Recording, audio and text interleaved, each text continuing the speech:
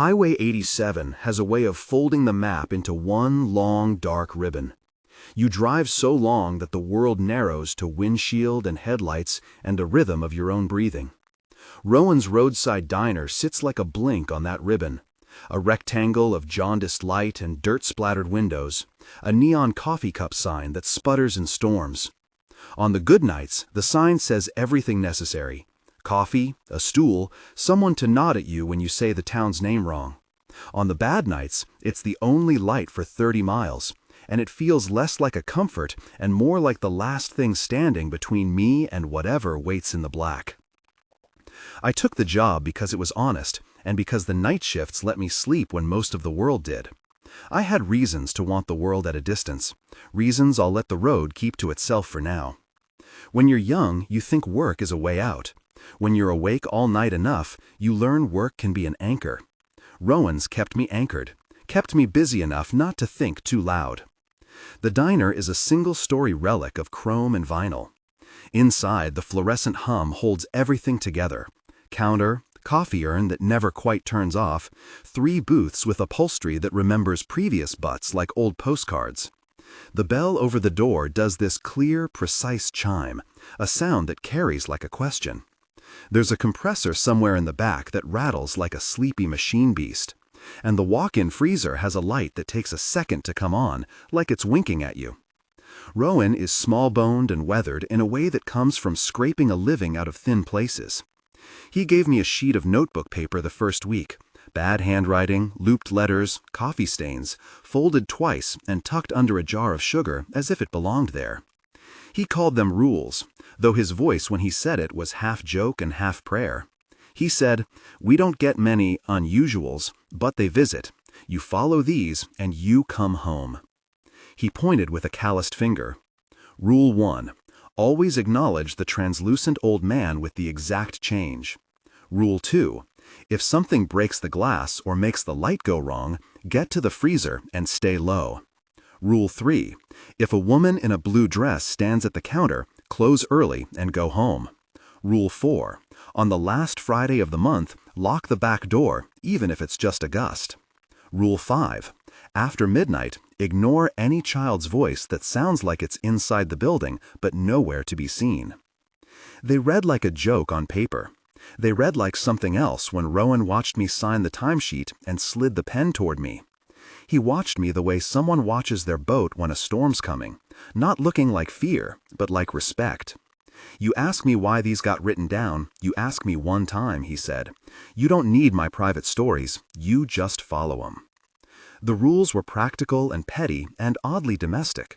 They fit the place, coffee-stained, stapled, aligned with the sugar jar.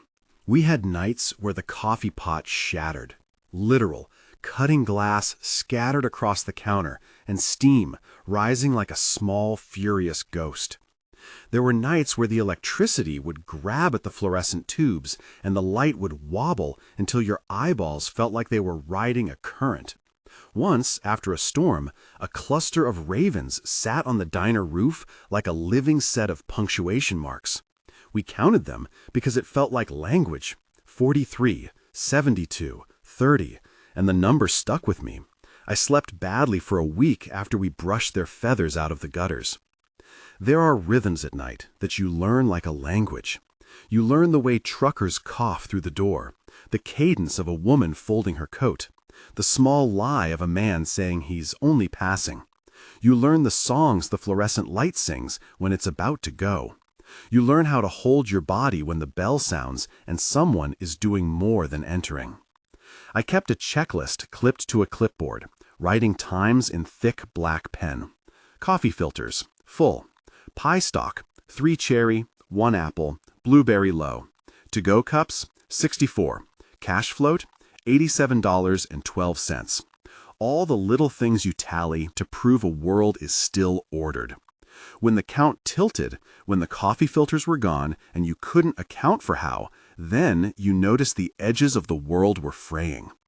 After a couple months, the rules stopped being a rumor and started to be a set piece in the nights. Mr. Henley became a fixture. He never took a stool, never sat. He always had exact change. He always nodded when you acknowledged him. Ethel would hum while arranging silverware and say, "He's never caused me trouble, not in these years," like it was an entirely reasonable fact about the world. Brian grew nervous around him. He called him creepy behind the pie case, which is the sort of thing men do when they try to shingle themselves against fear with words. There's a comfort in routine when most things are crooked. The coffee ritual, the daily inventory, the way you sweep under the counter while the clock slides toward 3. The job keeps your hands busy so the mind isn't left alone with itself. But deft ritual can turn into superstition when you see the map of the oddities sketched in the margins of your life. You start to recognize a visit not by how it looks, but by where it sits against the hour. Mr. Henley comes between 2:10 and 2:25. If the light flutters and the bell sounds like a smaller bell, that's when you check the walk-in. If a voice like a child calls from the vents after midnight, you do not answer. Those are the edges of a pattern. On a Tuesday, cold, with ice that cracked like a fist against the road, I found out the rules had teeth. It was about 1:40 a.m. The wind was doing that thing where it thinks it can whistle through the eaves. I was behind the counter, rolling silverware into paper sleeves because Ethel wasn't there that night. She'd taken to covering days when storms came and sitting out the nights for reasons she didn't volunteer. Brian was on coffee duty, incautious, making jokes about someone naming a truck Old Glory. The motor of a semi hummed distant like a living thing reciting numbers. The fluorescent buzz that usually hummed steady felt a hair off, like a plucked string that would soon snap. The bell over the door rang, and in walked a man who was all deer slow and eyes that reflected back too much light. He looked at the counter like someone trying to decide what a place might be worth, not in dollars, but in usefulness. He had a jacket that smelled of damp field and leaves, and his hands, God, his hands, had a habit of flicking, like he couldn't keep them still. A minute after he sat, the glass of the pie case rattled like a throat clearing. He ordered coffee. He set a bill down, and his fingers tapped the counter in a pattern that made the hairs on my forearm stand up. There are patterns of human nervousness you get used to, habitual checks of a watch, a scraped knee. This was not one of those. Brian laughed at something the man said, clinking the mug on the saucer, and there was a look in the stranger's eye like he had tasted the laughter. I walked over to clear the crumbs from the counter. The jukebox in the corner played a song too loud for the hour. The compressor in the back coughed, the fluorescent light hummed, and some small physics of the place, buckled. It was as if an extra weight had settled on the roof. Brian's laugh stopped. The man's reflection in the pie glass fractured. Then the plate behind us shivered and slid half an inch. Glass clinked against glass. I felt that cold a vertigo brings when you are a hair away from a cliff. We watched a fork roll, slow as a thought, and fall against the patterned tile. The man stood. His eyes held me then, not like a human's eyes do, but like a sentry's that had been given permission to do the noticing for everyone.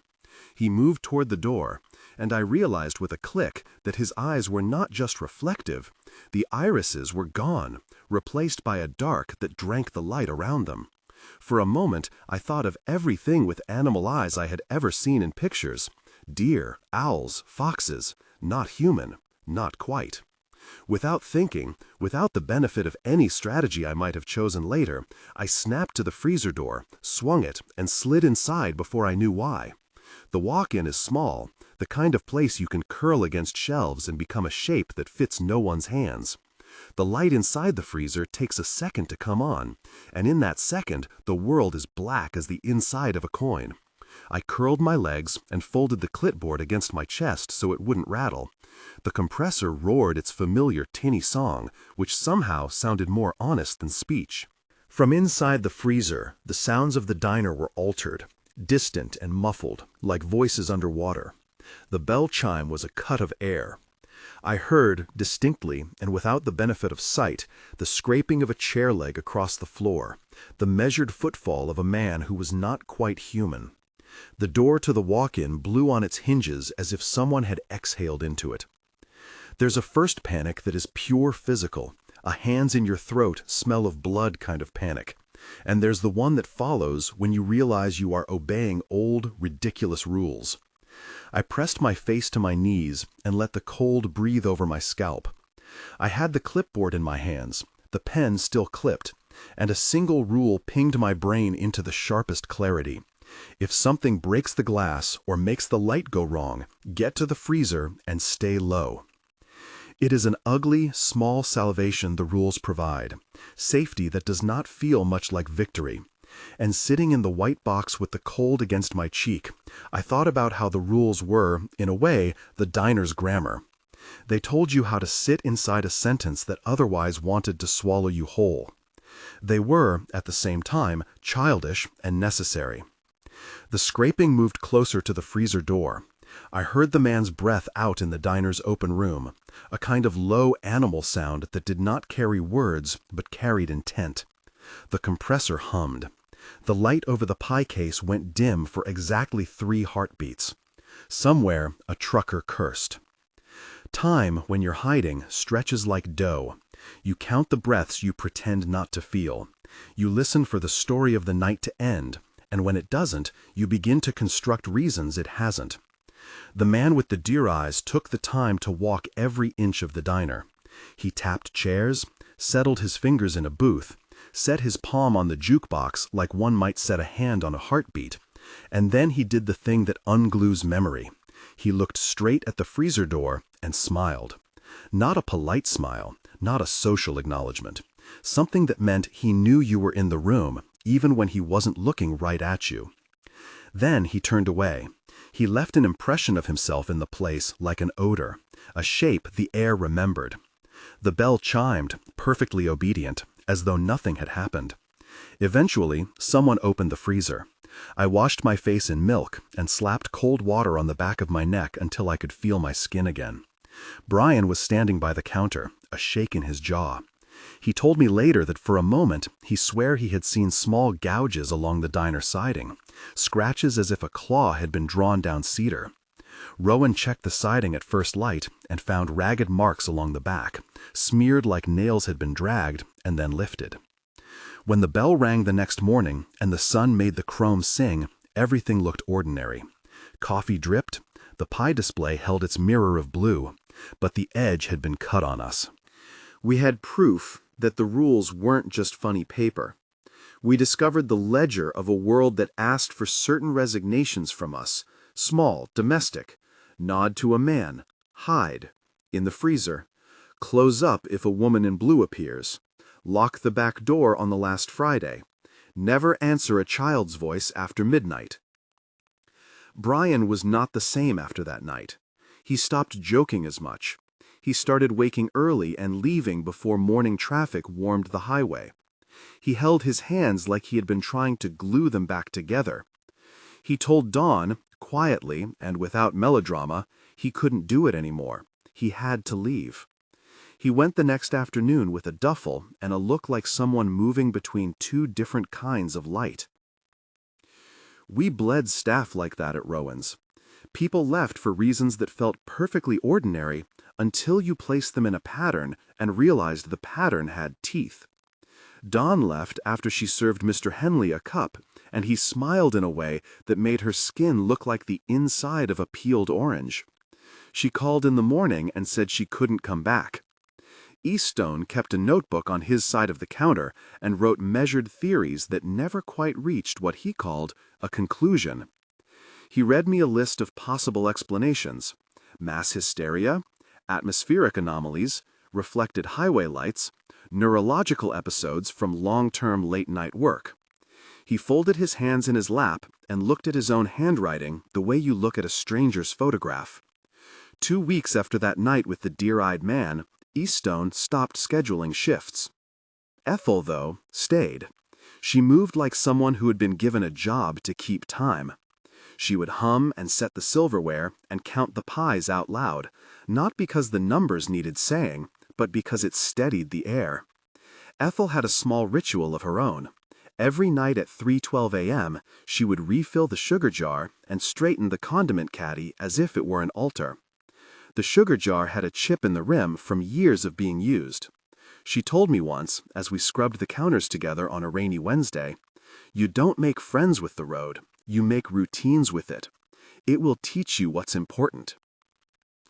I thought, for a while, that the rules might be all there was, a small, organized set of instructions you followed if you liked getting home.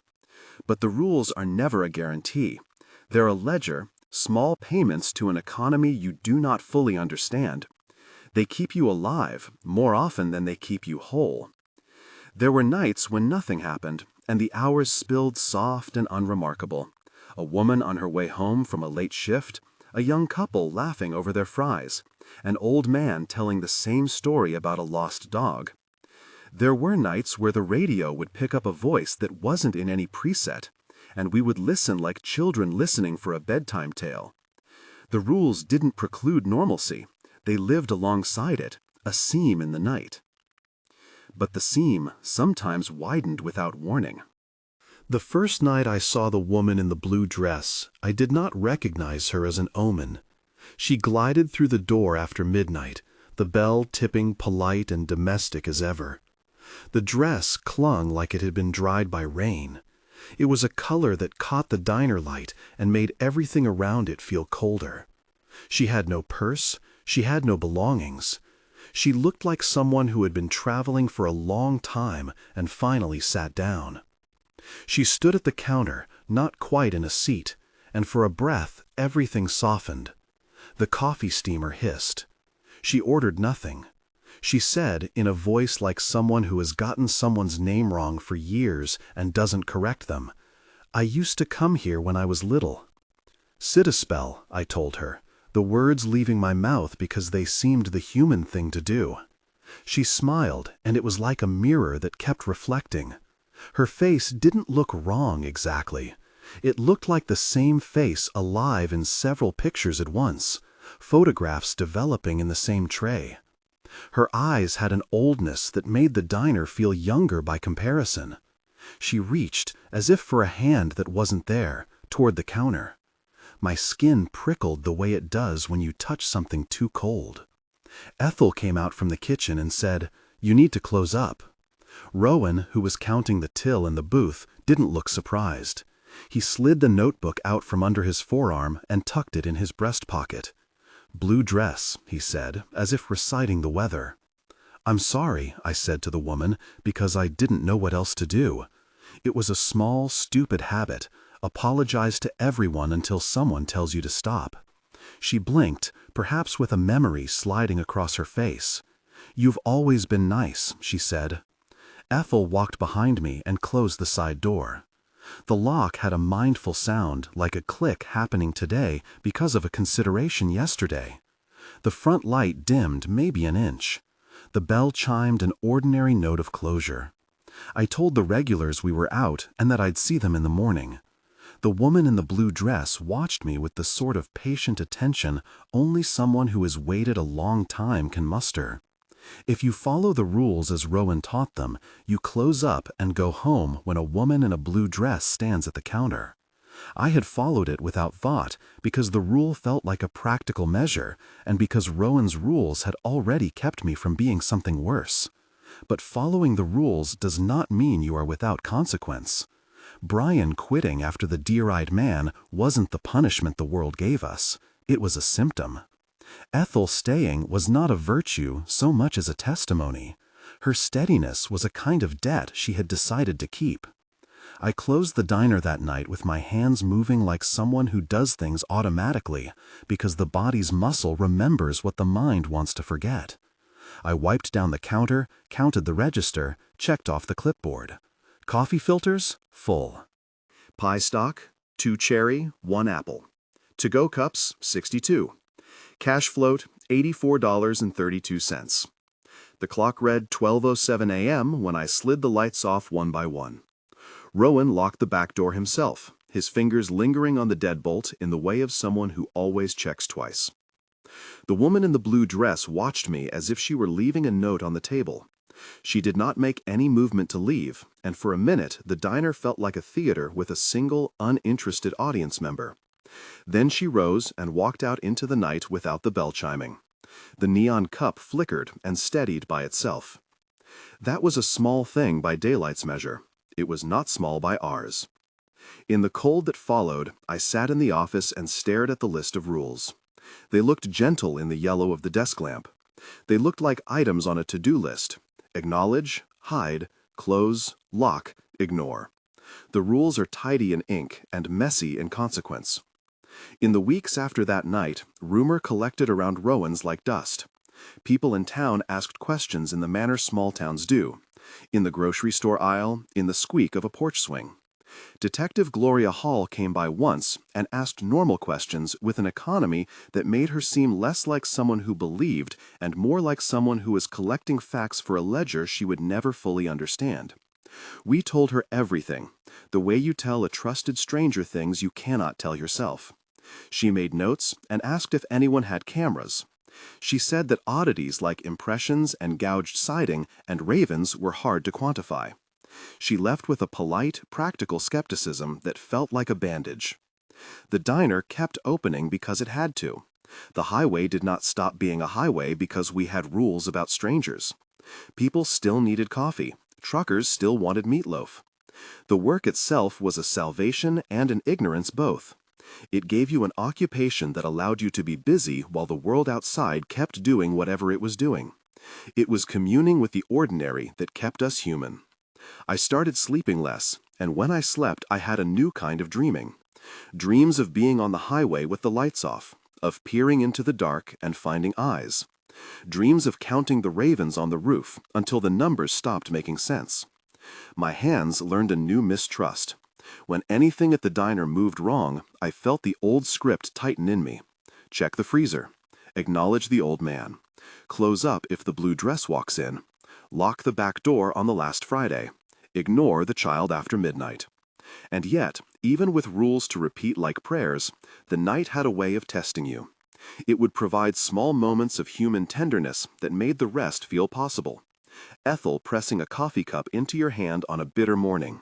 Rowan buying a pie for anyone who'd been out all night. Brian telling a dumb joke that made the trucker laugh until he cried. Those things were like stitching between ribs, small, sleepy, and they kept the body from coming apart. One morning, 3 weeks after my freezer hide, I drove home with the sunrise blurring the horizon and thought about how you get used to living with little invisible economies. You get used to paying attention to small things instead of big answers. You get used to owing things you don't understand. I thought, privately, that I was getting better at holding the ledger. I thought I could tally the cost and still make the numbers work. I was wrong. The night had more pages.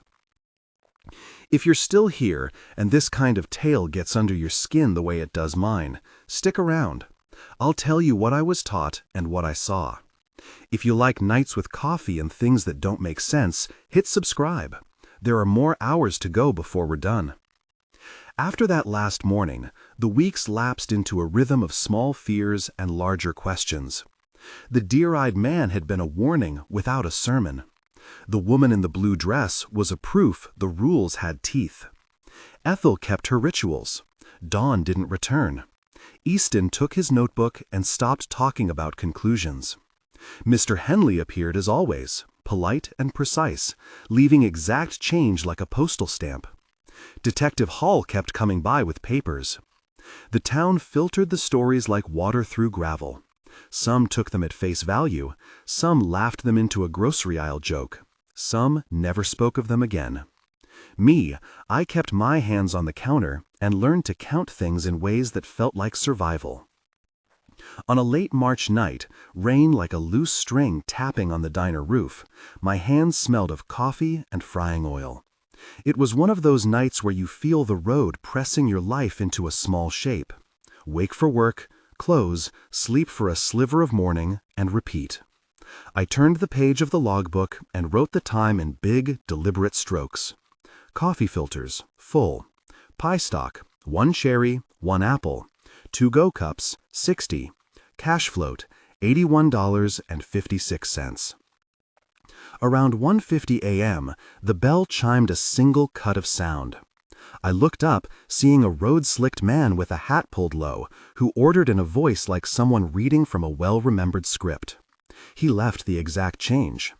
Mr. Henley did not come in that night. Deer-eyed didn't either. The woman in the blue dress was not in town so far as I knew. The night hummed ordinary, and then, because nights have a way of changing like weather, the friar made a different sound. A sound like metal being dragged free. I walked to the pie case and saw 3 small gouges in the glass that looked like a claw had been dragged along it. The light buzzed as if a plane was trying to settle. Rowan's face was a map of worry. "You feel it," he said, because he didn't need me to say it aloud. Ethel touched the sugar jar without pausing, and the jar chimed like a bell. We did what we could. We checked the back door. We checked the siding and found a scrape like a thumbprint on wood. We turned the neon sign off and back on again to reset the light. We made coffee and kept it hot. The night kept its head down and worked like a thing that has no business making sense. I thought of the rules again, written on that coffee-stained caper, and the way small instructions can be the difference between a kitchen and an asylum. I thought of all the people who had bought into the routine, those who left, those who stayed, those who simply learned to count their breaths differently. And yet the road still goes on. People still pass.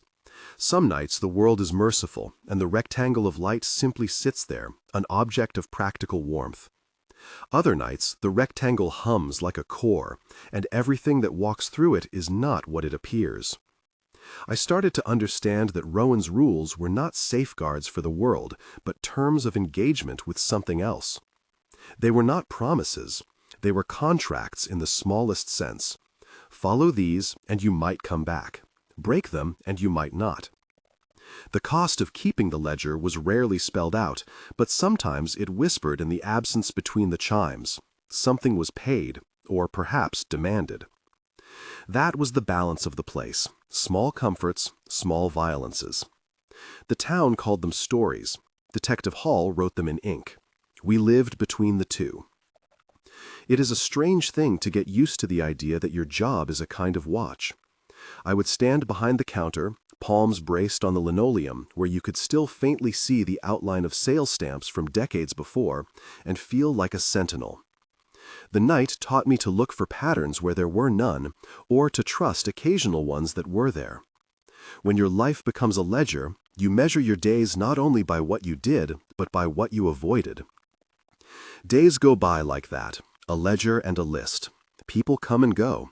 You mark pies sold and cups poured, and the exact change left on saucers by polite regulars. The rules sit folded in the sugar jar like a prayer. Mr. Henley passes through on certain nights. The deer-eyed man is a possibility. The woman in the blue dress is the kind of worry that arrives like weather. And on nights when the child's voice rolls through the vents, soft, intimate, you do not answer. You do not respond to a voice that is too close and nowhere at once. None of this teaches you how to forget. It teaches you how to keep going. It teaches you how to move past sleep in the light of the neon cup sign, how to let the highway take your view when it wants to. The rules make you careful and small. But there are things in the world that do not abide by the kindness of smallness. They push at the edges and demand attention in ways that regular paychecks do not. On the night I slid into the freezer for the second time, that is, the night that the scraping sounded like something learned and long trained to be patient, I found a new tally in the ledger. Not every entry can be balanced with coffee and pie. Some entries are paid in absence and the hush that follows when someone does not come back. I learned this with the same slow, inevitable certainty that you learn the weather when you've lived long enough to notice the patterns. The diner continued to be a place where stories pooled. The highway remained a dark ribbon. The neon cup faltered occasionally, then blinked back. Rowan kept his rules in his pocket and in the sugar jar. I kept my hands on the counter and my pen on the clipboard. Ethel kept hum in her chest and the ritual of the sugar jar at 3:12 a.m. Brian quit and left with a duffel and the look of someone moving into a different light. Dawn called in and said she couldn't come back. Easton took his notebooks home and closed the covers like they'd been told not to open. There are nights that make you feel like you are part of a long story. There are nights that tell you the ledger has been updated and you were not consulted. The road remembers in ways we do not. It collects proof like crumbs. If you spend enough nights at a place like Rowan's, you learn the shape of a story before it arrives. I say all this now because one night, after the deer-eyed man, after Mrs. Blue, after Mr. Henley had started to feel like more than a curiosity, the ledger demanded something larger. The night unraveled a little at the edges, and we found there was not just one thing to be afraid of, but a pattern tightening around the diner like a noose. The rules still applied, and they would keep applying, but the cost of following them was beginning to reveal itself. It was late, past 2 a.m. again. Rain had a new quality, as if someone above had found a rhythm. I sat behind the counter, returned the till to the register, and watched the clock blink 2:17. The bell chimed, the door opened. A sound moved across the floor that did not belong to any human gait. The night rearranged itself into a sentence that suggested an ending might come sooner than anyone wanted. I moved toward the door as if I had rehearsed my footsteps. There are things you do out of habit and things you do out of the muscle memory the rules have built into you. My hand found the freezer latch before my head told me the reason. The first draft of survival is practical and immediate. Get low, stay silent, count your breaths. I slid into the walk-in and closed the door, and the night outside made the sound of someone turning pages. From inside, I listened. The bell chimed. Footsteps stopped. There was a soft, almost polite cough from the other side of the door. Then a sound like feathers against metal. Soft, dry, like 1,000 wings turning toward the same question. I could not see who or what stood outside the walk-in that night. I could only hear the night decide what it wanted to do. The freezer light hummed a lonely light. My pen lay on the clipboard like a small accusation. The night held its breath. The night held its breath. The compressor hummed like a throat clearing. For a long minute I had nothing but the sound of the walk-in settling and the echo of my own heartbeat. And then, soft as dust, a tapping on the outside of the freezer. Not a fist, not the staccato of someone demanding entry, but a gentle, patient knock, the kind that suggests someone is checking whether something is still alive. I pressed my fingers to the clipboard until the ink left a ghost on my skin. The tapping moved down the metal door in a slow, precise line. For a moment, I wondered if it was a trucker with a habit of pacing, a drunk with time to kill. Then another sound layered in, a rustle like feathers, far too regular to be wind. My skin felt as if it had been rubbed with ice. If you had asked me then whether I believed in luck, I would have told you how tired luck and I were of each other. What held me in the freezer was not faith. It was habit, and the memory of a man with deer eyes looking straight at the door. Habit is a small, stubborn thing. It can carry you through hours when larger convictions would have broken under the strain. The tapping stopped. There was a silence full of the things that come before sound. The way pressure builds before a door opens, the taste of copper in a mouth when someone is about to speak. I counted breaths. 1, 2, 3. The hinge sighed and the door cracked open a sliver. A sliver of light that should have been ordinary fell into the freezer like a blade. It was the diner's light, thin and blue, cut through by something else, the ghost of motion that wasn't our own. For a fraction of an instant, the thing outside the door looked like a shadow with the idea of a face. Then it was gone, as if whatever had leaned there for a look decided it had seen enough. I stayed until the light switched back to steady hum and the bell over the door gave a polite, domestic chime. When someone opened the freezer, it wasn't how I expected, Rowan or Ethel coming to check on me, but Mr. Henley. He had his cup in hand, He never sat. He never took up space the way other patrons did. He occupied a narrow corridor of the diner, like a sentence in the margin. He looked at me as the freezer door opened, and for a second his face was nothing but suggestion, light and the trace of bone. His mouth moved in something like a question. "You all right?" he asked, which was one of those small courtesies you offer strangers that also means something else when someone knows the rules. I swallowed. I nodded, because there is a kind of civility to nodding at a man who seems to have always been built out of other people's histories. Up close, his skin seemed less wax and more glass, fragile and older than anything human ought to be. He left a quarter and a nickel on the clipboard, like he always did, and stepped away so smoothly that for a dizzy second I couldn't tell whether he had been there at all. When the door closed, when the humming of the walk-in returned to the world's hum, something in the diner felt steadier. Not safe, those are different things, but balanced in a way I couldn't explain. Mr. Henley had been a minimal kind of salvation since the first weeks. Acknowledgement, exact change, a cup of black coffee, small payments that seemed to keep whatever lever shifted in the night from tipping too far. We cleaned that night like people who want to prove the world still obeys simple rules. Ethel moved with ritual. Rowan checked the locks twice as if he wanted to make sure his hands remembered what the bolts felt like. We went through the checklist the way you'd go through a prayer. Coffee filters, still full. Pie stock, 2 cherry. Cash float, $80 and something. When we locked the front for the night and slid into the ready quiet of waiting, the neon cup blinked like an eye. I went home and slept in fits. Weeks followed the kind of rhythm that could make a man forget he was living inside a story with chapters. Days bled into shifts. Truckers told their worn stories and paid an exact change. Ethel hummed and straightened lids of salt and pepper like altars. Detective Gloria came by again, one afternoon in her work shirt and sensible shoes, and asked questions with a kind of kindness that always made me feel less like a witness and more like a page in someone else's notebook. She had a folder she liked to open and close, a careful sort of skepticism that, in small towns, keeps doctors and barbers from being the only people who ask the questions. She took our statements, she photographed gouges in the siding, she asked about surveillance.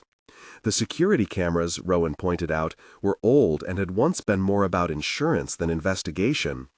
He ran them on a hard drive that occasionally ate minutes when it felt like it. The footage had been grainy and inconclusive when she looked at it. The camera pointed toward the highway caught a smear of light and then nothing. "We'll follow up," she said. Her pen made quick ticks across her pad, a sound like someone tallying things that should have no answer. Outside the diner, the town continued at its pace. It was the sort of place where gossip was an economy. People traded theories in the soft agriculture of rumor. Someone swore they'd seen a girl in blue wandering the highway last fall. Someone else thought it was coyotes bent into odd shapes. The skeptical laughed and told stories about sleep deprivation and associative memory. All those versions of truth felt reasonable. None of them filled the empty spaces where people had been. Easton's notebook started to bulk up in the corner of the counter.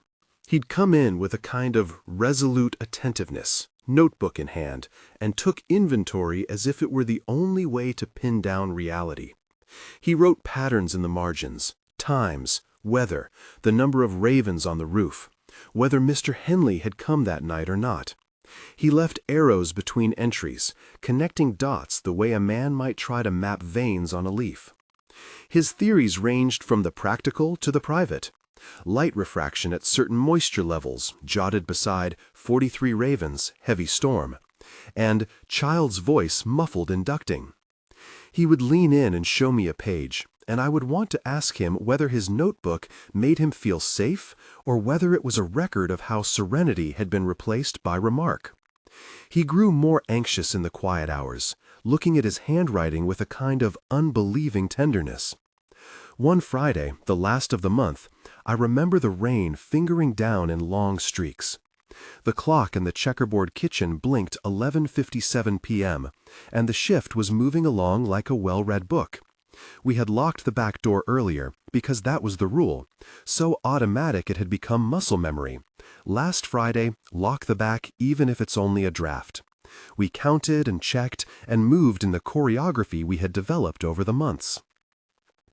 At 12:14 a.m., the vents sighed.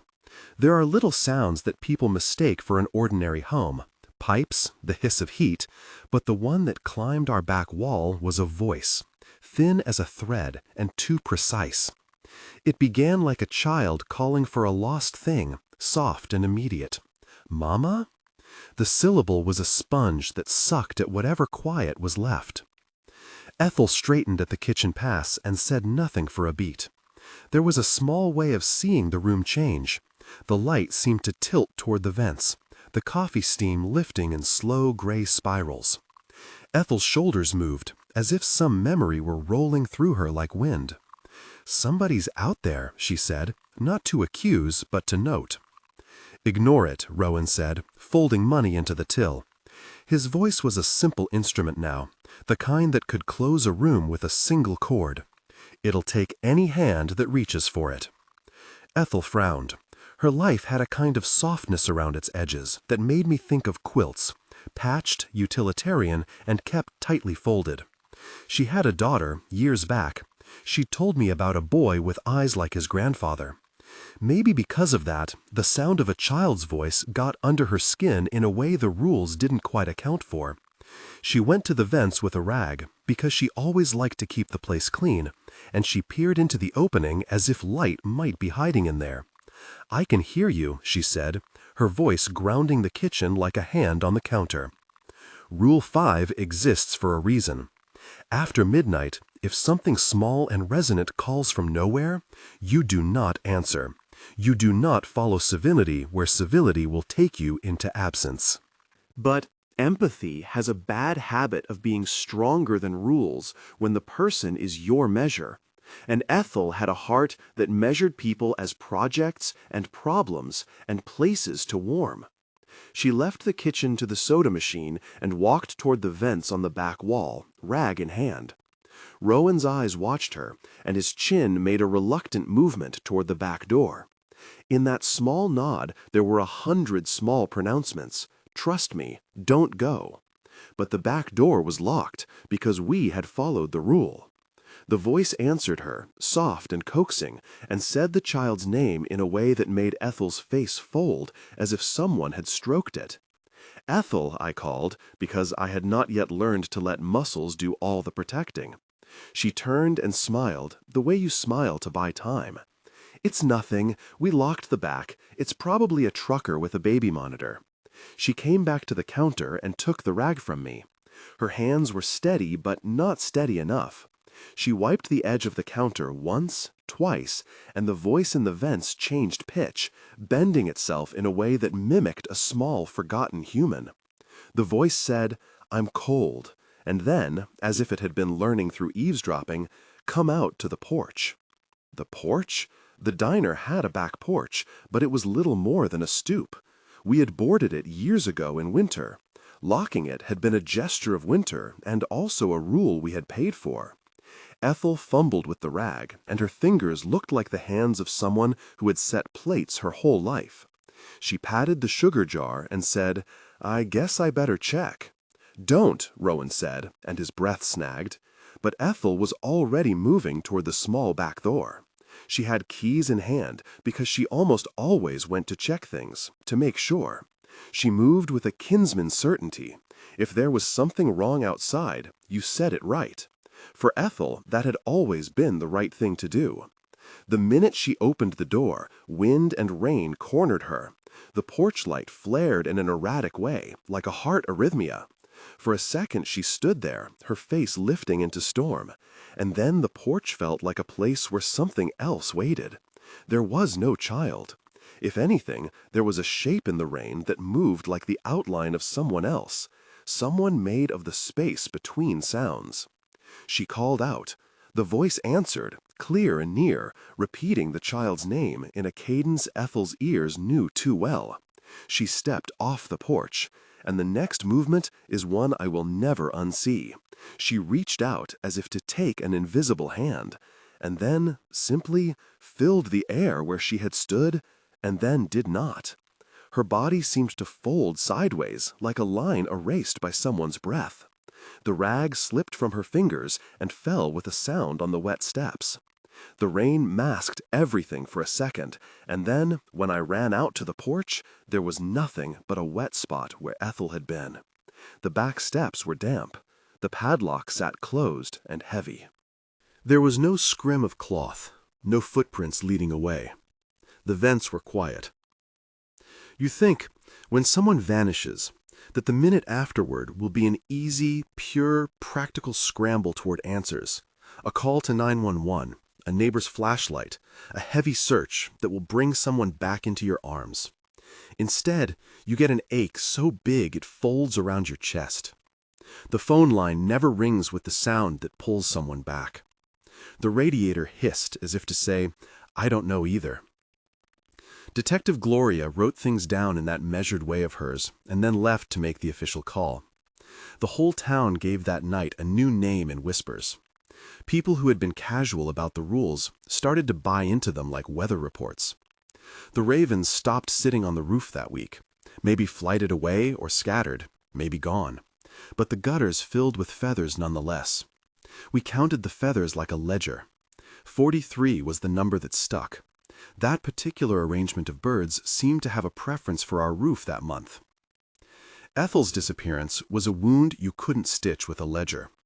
Her chair stayed folded out from the counter, her apron in the laundry, steam stains still in the cup rack. Rowan kept the sugar jar in the same place, and refilled it at 3:12 that next week like nothing had shifted, but his hands trembled when he did it. Brian left without much drama. A duffel bag, the same small look that said he was trying to move between kinds of light. Easton stopped coming in, and finally, when the night seemed to be a tinderbox, he simply didn't return his notebook to the counter. Dawn, who had lasted 2 weeks, had become part of the litany of departures. The staff dwindled as if the job itself were wearing thin and shedding people like a tree dropping leaves. Detective Hall, Gloria Hall, filed reports in their careful, dry language. Her files pages were the clean face of the world's attempt to understand what had no rules we did. She examined the siding scratches, took photos of the gouges in the pie glass, interviewed truckers who said they'd seen a woman walking the median late at night, and she wrote in her official tone. Her reports were a mosaic of human testimony and skepticism. She told us the cases of missing people were often messy, and that not every disappearance had a tidy explanation. In the dull light of the diner office, she told me, "We find patterns when we look for them, but patterns don't always point to a single thing." She looked exhausted, in the way people do when they have to be the one responsible for naming things and can't quite. One week, Easton's notebook reappeared on the counter like a small animal clawing back into known territory. He'd left it behind the sugar jar with a single sentence on the inside cover. "These things follow schedules more than malice." It was an observation that sounded like a map rather than a solace. And then there was the night everything converged. It had been raining all day and then stopped at midnight as if a hand had lifted a cloth. The air smelled like turned earth and old oil. We had the place open because there are always people who don't like to be rooted down by rules. They pass through and need coffee to make the distance between towns digestible. The clock hit 2:10 a.m., and my heartbeat did that thing where it keeps time with the road. I checked the coffee filters. Full. Pie stock, 1 cherry, 1 apple. Cash float, $79.12. At 2:12 the bell chimed. Mr. Henley came in the way he always did, just beyond the threshold, the cup clasped like a small promise in his hands. He didn't sit. He stood in the place between the counter and the doorway and watched the steam thickening over the urn like a memory. At 2:13, the woman in the blue dress appeared at the far end of the counter as if she'd been there the whole time. She moved like someone remembering how to be present in a room, and took a place that was not a seat, but also not entirely absent. The lights hummed, and the fluorescent tubes wavered in that way that feels like a throat clearing. And at 2:15, the man with the deer eyes walked in, this time with a sort of measured calm that felt premeditated. He carried the smell of the field and the road with him and set a bill down without looking up, tapping the counter in a cadence that made the hair on my arms go tight. He didn't need to order coffee. Something about the way he moved suggested he was here to check appointments. A child's voice answered the room, muffled like a call coming from inside a closet. "Daddy?" it said, low and intimate. Everything in the diner tightened, as if it had been sewn together and someone had started to pull the thread. Ethel wasn't there. She'd been absent that night, covering a day shift at the farmer's co-op, she said. Dawn hadn't returned. Easton had left a sticky note in the register, investigating, be careful. Brian had already quit and sent us a postcard from somewhere that promised a different coast and a different sort of wind. It felt like a bad joke that the room had gathered all its uninvited guests. I kept my hands on the counter, the clipboard thick as a shield. Rowan, who had a way of being ordinary made capable, watched from the booth like someone who keeps a light on the horizon. "You know what to do," he said. I had the rules mapped into me by then. Acknowledge the old man, hide when the glass breaks, close for the blue dress, lock the back door on the last Friday, never answer a child's voice after midnight. But decisions in the moment are not the same as the muscle memory of them. The blue dress in the corner of the room looked almost apologetic in how present she was. Mr. Henley stood and watched everyone with that sliver of a smile that might have been fatigue. The deer-eyed man moved with a patience that felt like a tide coming in, slow but sure. At 2:17, the lights did an odd thing. The fluorescent hum pitched down, and the overhead bulbs reddened for a heartbeat. The jukebox stuttered and caught itself on a single note. The bell chimed like a small, clear warning. The pie case glass rattled, and 3 small gouges scored the surface like a pen across lined paper. Somewhere, feathers beat like a whisper, and the rooftop became, suddenly, very alive. The number of ravens, 43, settled into the gutters with the indifferent patience of numbers that will tell you truths you don't want. I moved before my mind had whispered consent. I slid on my heels to the freezer and opened the door with the reflex of a man who had made a habit of survival. The roar of the compressor folded around the room like a white noise blanket. From inside, muffled, I heard movement. Steps not quite human, a scrape of leather, the man's breath like someone speaking through a mouthful of leaves. The woman in blue hummed a small song. Mr. Henley set his cup down and, for the first time I saw, extended a hand that was not toward his coffee. The deer-eyed man stopped in front of the freezer, his head cocked as if listening for the small sound of me breathing. He angled his face like a predator savoring the lack of escape. The bell over the door chimed, and no one moved. I pressed my face to my knees and counted. The light in the freezer took a second to come on, the interior suddenly glaring like a small moon, and in that moonlight, the shadow outside the door looked enormous. Then, without sounding theatrical or pretentious, because nothing that ever mattered in Rowan's weirdness was theatrical, Mr. Henley stepped between the deer-eyed man and the freezer. You might expect a protector to be big and loud. Mr. Henley was neither. He stood at the counter with his hands folded and his head tilted slightly, and the deer-eyed man looked at him the way a night animal might look at a lamp. There was the sensation of a negotiation in the air, like 2 small economies settling on terms. They regarded each other, and the diner seemed to wait on their will. Mr. Henley moved with the economy of someone who knew precisely what gesture would make a thing happen and what gesture would not. He placed his palm on the counter, and for the first time since I'd known him, I noticed that his fingers had tiny stains in the creases, like someone who had been handling small things for a long time. His voice, when he spoke, was very small. "You will leave the table," he said. The deer-eyed man's laugh was the sound of wind through dry grass. I had this small, intrusive vision of animal jaws and teeth, and the deer-eyed man's mouth trembled as if to show that hunger was a distant memory, and now curiosity had come in its place. The man leaned toward Mr. Henley, and for a moment the world narrowed into the space between those two faces. Above us, the ravens dropped from the roof in a wave and hit the siding.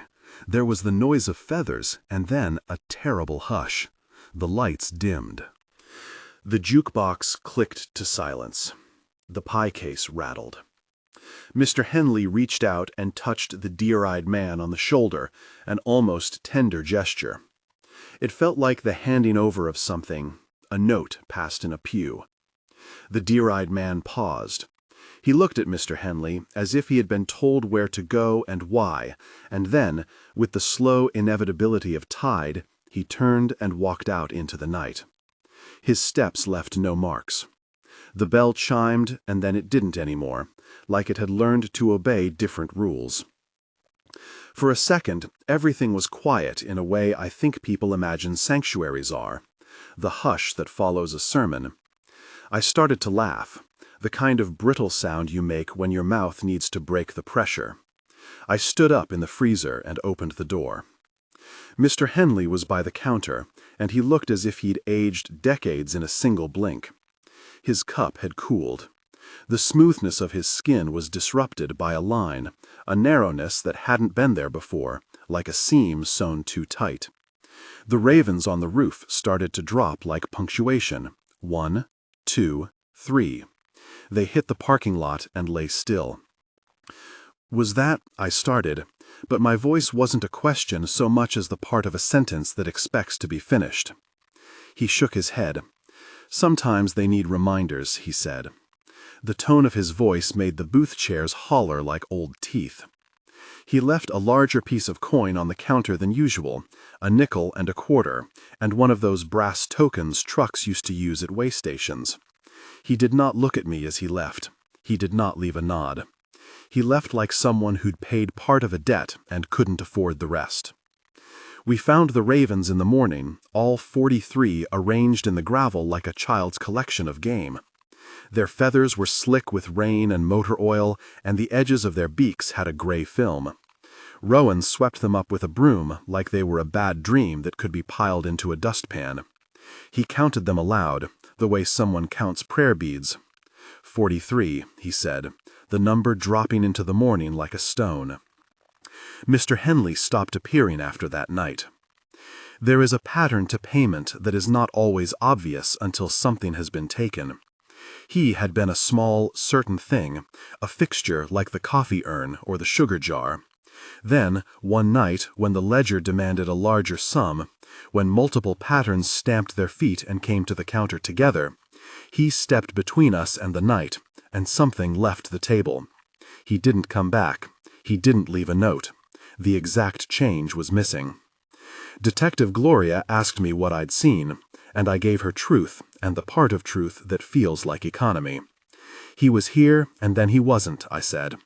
He put his hand out. The man with the deer eyes left. The ravens fell.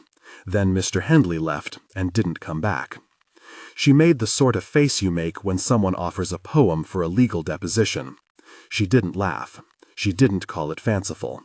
She simply wrote, "Witness reports seeing male described as Mr. Henley apparently interact with other attendee. Subsequent disappearance of Mr. Henley noted by witness." Her pen made the words flat and official. Later she told me the ravens were examined by a local vet who shrugged and said they had some kind of toxin on them, but not enough to be a cause. We had photographs, we had witness testimony, we had an empty seat at the counter and a missing man. Mr. Henley's absence felt like an unpaid line in a ledger. The diner remained, if that is what we could call it, open because the highway does not care for grief. People drove through, some stopping for coffee, some not. But the nights had folded into two parts now, the before of knowing Mr. Henley and the after of not knowing him, which felt like a worse thing. We lost Ethel and the many small parts of ourselves that followed. The town kept looking for explanations in church basements and Facebook groups. Some people said it was a group that preyed on the lonely. Others said it was the road taking what it wanted. There were whispers of rituals or paybacks. Detective Gloria kept filing reports and would come by less frequently as the weeks passed. Her visits transitioning from nights to afternoons and then to the occasional check-in. Her file closed to nothing more than a recorded string of missing persons and a gravelly thumbprint of unexplained marks. Work changed in a way you feel under your skin. The shift hum of the fluorescent grew meaner and more intimate. I stayed because I could not imagine the way my life would be elsewhere, and also because running a diner at night is the kind of job that keeps you from listening to certain kinds of questions. There is a mercy to being useful to others. The tray you hand a driver at 3 a.m. has no interest in your philosophical questions. The plate with a steak and eggs does not ask whether your neighbor vanished last week. It only wants to be warm. People who remain in these stories don't necessarily become braver, they become more practiced. They learn to move with their hands in rhythms that echo survival. I learned to check locks in a pattern to make sure my fingers remembered the bolts. To keep the sugar jar chip side facing out, because it seemed to bring a small order. I learned to count the ravens, even though the number meant little beyond a shiver. I left Rowan's 3 months after the night Mr. Henley vanished. It wasn't a triumphant exit. Nobody offered me a medal or a clue. I packed my duffel in the back of a cheap sedan under a sky that was losing its black edge and thought of Ethel's rag on the steps. Rowan handed me the old folded rules, the paper slightly more tattered, and said, "Keep them." He looked at me like someone who was asking me to be the small memory of a life he'd chosen to contain. "I can't stay anymore," I told him, and the phrase had the tiredness of a man reading the same page twice. Rowan didn't argue. He had his own ledger and his own debts. He'd keep the place open as long as the highway tolerated it. Detective Gloria came in the morning I left. She sat in the booth and drank coffee like a small sacrament and slid a sheet across the table that was more official than anything else. "If you go," she said, "there will be questions they'll want to ask you. You understand that?" "I already answered them," I said, "as best as I can." She folded her hands around the mug. "Make sure you keep a line open," she said, "and if anything else happens, if you hear something, call." It felt oddly formal and oddly humane. I left my house in a hurry, the way people do when they've decided the house is a place they will not sleep again because memories keep compose themselves in the dark. I drove away with the neon cup shrinking in the rear view until the road took the light and unstitched it. It was a small thing, a pocket of the living moving on. I took a night shift job at Jerry's truck stop out of town. Jerry's is the kind of place with more fluorescent light than heart. It was a pragmatic choice. The shifts were steady, the patrons ordinary, the menu inoffensive. Coffee and a plate of eggs, a smile, a receipt. The work allowed me to sleep, in the sense that it removed many of the triggers that had kept me awake at Rowan's. No ravens on the roof, no gouges in pie glass, no Mr. Henley in his exact change. The world at Jerry's seemed to prefer a different set of terms. Straightforward transactions, predictable customers, a manager who liked his spreadsheets. The first few nights were balm. I slept more deeply than I had in months. The truckers were talkative in the open way of people with paths to travel. The youngest waitress, Tara, humored my stories about small-town quirks and had a laugh that wasn't tied to survival. I found myself waking without the weight of the rules heavy on my chest. For a night or two, I believed it had all been a chapter I could shelve. But ghosts have a way of keeping hours. Every so often, in the quiet slide between midnight and 2, an echo would arrive. The faint recall of a bell that had once chimed and now would not. The memory of rafters full of raven song. I would watch for patterns that were not there. The way a man would stand at the counter and stare like he belonged to some other epoch. The way a child might call without being in the room. Sometimes, in the back room where the cleaning supplies lived, I'd take out the folded paper Rowan had given me and run my thumb along the coffee stain. The rules sat like a small instruction manual that I could not unstitch from my hands. When the news reached me that Ethel's case had been downgraded in town lore to unfathomable and therefore sad, I drove back for the memorial. There was nothing to mark the place where she had stood but a folded napkin on the counter and a chalked outline of a pie on the board in the front window. Detective Gloria read the statement they'd made to a small group of neighboring townsfolk. People lit candles and told stories. Of the pies she kept perfect. Of the way she could always find the last cup of coffee without looking. We traded ordinary remembrances, and in the exchange we found each other. After the memorial, we went back to the diner and cleaned while the sun made the chrome sing. Rowan moved like someone with a new, fragile purpose, to keep the place from being more than a shrine. We swept the gravel off the porch and stacked chairs. Ethel's apron was found in the laundry room, still neatly folded. Someone had taken a photo of her from years ago and hung it near the register. How a town chooses to remember is a small liturgy. I called Detective Gloria the following week just to talk. "Do you ever—" I started, and she finished my sentence as if she'd been thinking it. "No definitive answers," she said. She told me about the reports from other counties, 2 towns over from us, of similar patterns. People describing men with reflective eyes, women in blue who vanish into roadside grass, children who called from under beds. She said the federal folks had the same kind of cautious interest that looks like bureaucracy and sounds like indifference. She was frank, practical, and she cared in a way that made the things she said stick. People need to make sense of loss, she told me. They do it with stories. That's what keeps us going. Which is another reason the rules ride with you. They're the scaffolding we drape narrative around when the evidence won't hold a full story. When I left Rowan's for good, I imagined grief as a thing you get used to the way you get used to cold, slowly, with surprise. You learn the places it will touch your life and plan around them. You become good at small constancies. But grief also has seasons of eruption. It sneaks up like a truck that slows suddenly in the night. Months after I left, I got a postcard from Detective Gloria. It came in a rough envelope and the handwriting was blunt and efficient. Inside she had written, "We logged an uptick in reports from 3 towns to the west. Same descriptors. Someone else came forward with data. Keep your cell on. Also, if you ever find yourself wondering which rule was the hardest to keep, you know the one. Stay sane." Sometimes the ledger demands more than you thought you could pay.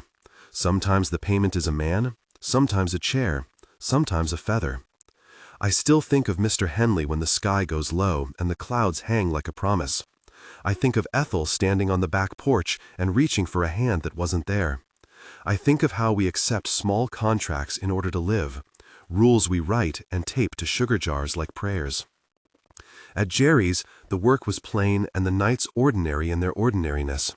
I learned the names of the truckers, memorized the way the coffee pot gurgled when it needed a top-up. There were no ravens, but sometimes a flock would pass overhead on migration, black shapes blotting the sky and reminding me the world keeps its own hours. I kept Rowan's list folded in my wallet like a map I didn't need but couldn't throw away. It lives now in the place between my fingers and the world, a small relic of debt and protection. If you ask me whether I feel safe now, I will tell you that safety is not a thing you reclaim. It's a practice you try to keep. I'm safer in a different place, yes. We all move according to our need to be less close to edges. But the ledger of what I saw remains in me, the same way a scar sits at the edge of your vision. I can make coffee and make small talk and fall asleep without the phantom sound of a bell that no longer chimes.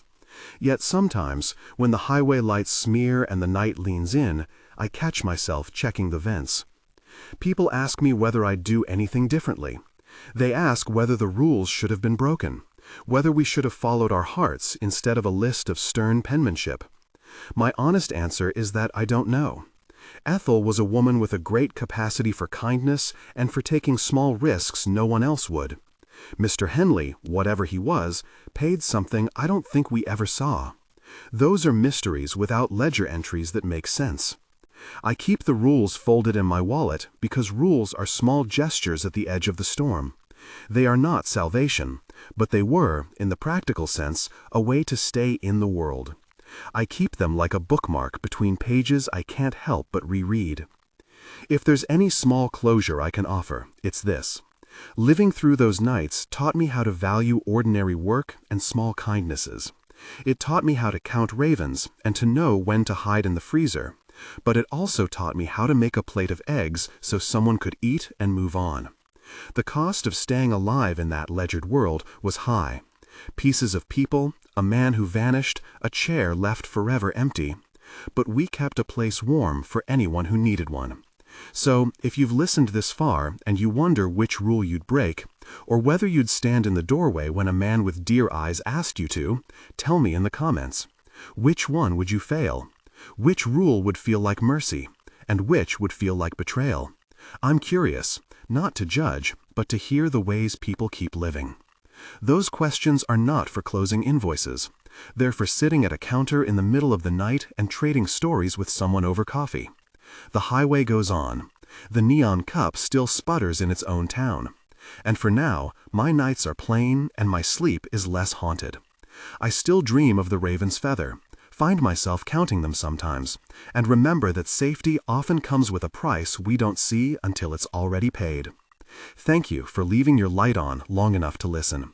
If this kind of story speaks to you, if you have a night you want to tell someone about, leave it below. I read them. We all do, in our different places.